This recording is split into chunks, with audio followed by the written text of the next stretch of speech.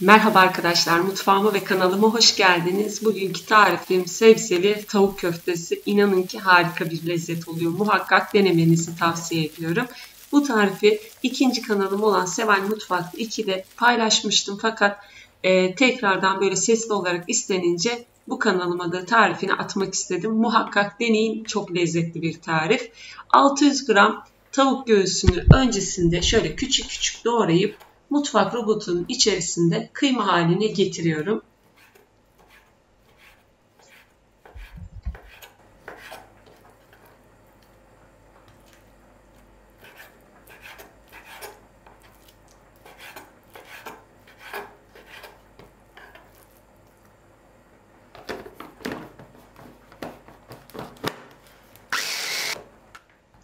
Robottan tamamen kıyma haline gelene kadar çekin.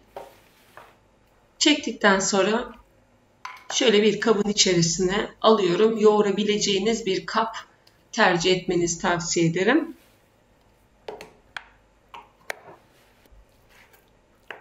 Kalan tavukları da aynı şekilde robotun içine atıp çekeceğim.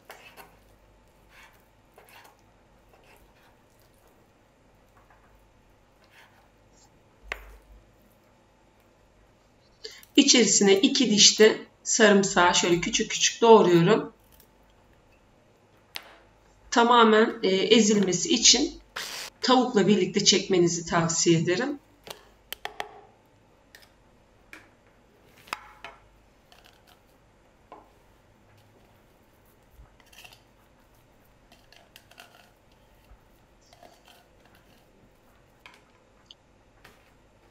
Bir adet kuru soğan, bir tutam maydanoz, bir tane kırmızı biberi de doğrayabildiğiniz kadar küçük küçük doğrayın. Bu esnada robottan çekebilir miyiz diye sorabilirsiniz ama çekmeyin. Çünkü suyunu salacağı için bu sefer köfteyi toplamakta zorlanırsınız.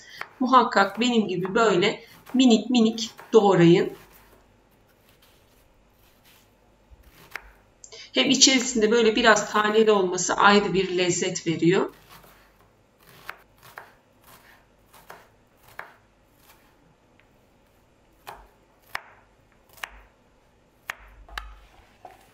Doğradığım soğanları da tavuğun üzerine alıyorum.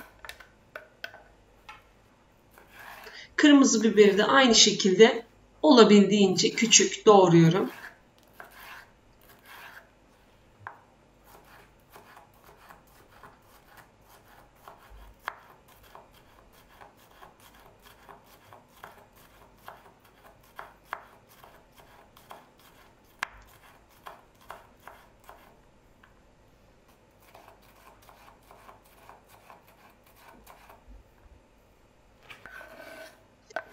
Onu da tavuk ve soğanın üzerine alıp bir tutam maydanozu da küçük küçük doğruyorum.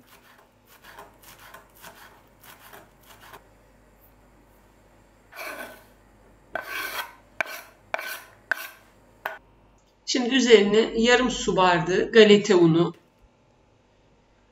tuz, karabiber, kimyon, pul biber ilavesi yapıyorum. Ortalama yarım tatlı kaşığı kadar kimyon, kırmızı toz biber, pul biber, bir çay kaşığı karabiber ilave edebilirsiniz. Bir adet de yumurtayı kırıyorum. Şöyle bir karıştıracağım öncesinde.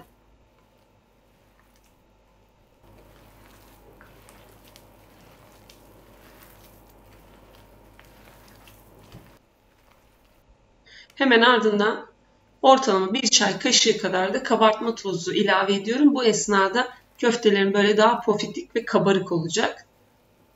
Eğer kabartma tozu yoksa karbonat da aynı şekilde yarım çay kaşığı kullanabilirsiniz. Şöyle 3 dakika kadar ortalama güzelce köftenizi yoğurun. Tüm baharatlar birbirine güzelce geçsin. Hemen ardından üzerini şöyle kapatıp dolaba kaldırıyorum. En az şöyle 1 saat dinlendirin. Dinlenen köftenin artık şeklini veriyorum. Ben böyle minik minik tam bir ağza atmalık yaptım. Çok daha güzel olduğunu düşünüyorum ama isterseniz daha büyük de yapabilirsiniz. Normal köfte büyüklüğünde bile hazırlayabilirsiniz. Böyle elime alıyorum. Hafiften elimi de yağlıyorum. Tepsiyi de yağladım. Kenarlardan böyle hafif bir kare gibi görüntüsünü verip tepsiye diziyorum.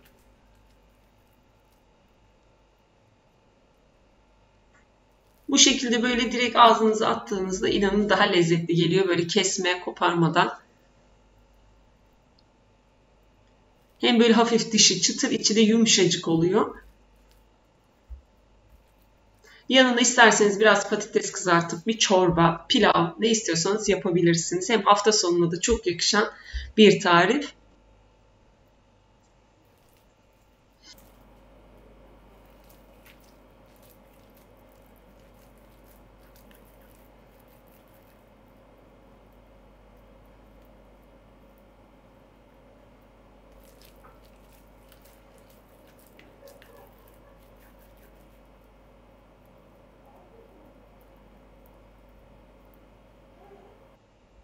Bütün köfteleri hazırlayıp bitirdim. Artık sonuncusunu da tepsimin içerisine alıyorum.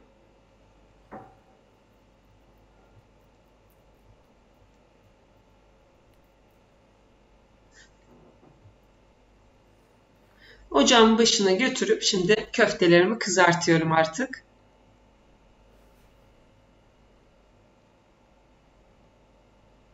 Yapışmaz bir tavayı ocağıma alıp içerisine ortalama yarım çay bardağı kadar sıvı yağını alıp ısıtıyorum.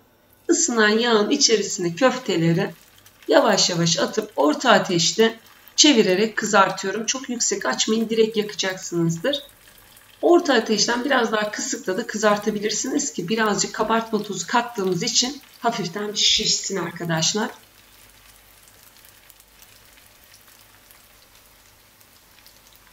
Ben toplamda bu şekilde 2 kere de kızarttım köftelerimi.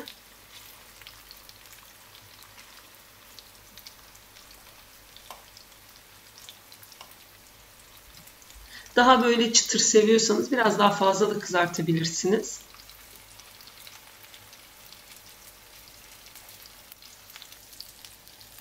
Kızaranları servis tabağına alıyorum.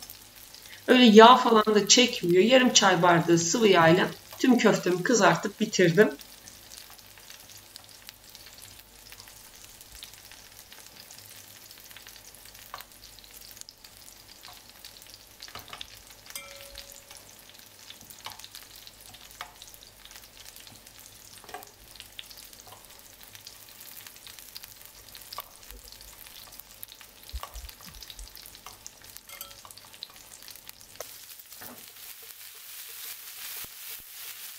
Biraz kızardığını görünce şöyle tavayı güzelce sallıyorum. Yanları falan da güzel kızarması için.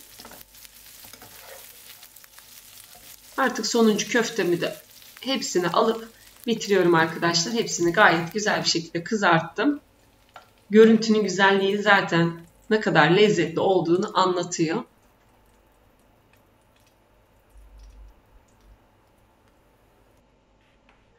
Hemen şöyle bir servis tabağına alayım. Bu güzel lezzetli tarifin sizlere sonunu gösterip videomu bitireyim. Lütfen muhakkak deneyin arkadaşlar. İnanın ki çok farklı, çok lezzetli bir tarifi var. Böyle köfteden de ayrı bir lezzeti var. Şu anda tam anlatamıyorum ama böyle kebap gibi, sanki tavuk kebabı da diyebilirim aslında buna. Birden 10'a kadar videonun yorum kısmına puanlarınızı bekliyorum. Eğer ki kanalıma da abone değilseniz abone olmayı, zil sesini açarak videolarımdan ilk önce haberdar olmayı unutmayın arkadaşlar. Çok daha güzel, daha lezzetli tariflerde görüşmek üzere. Hoşça kalın.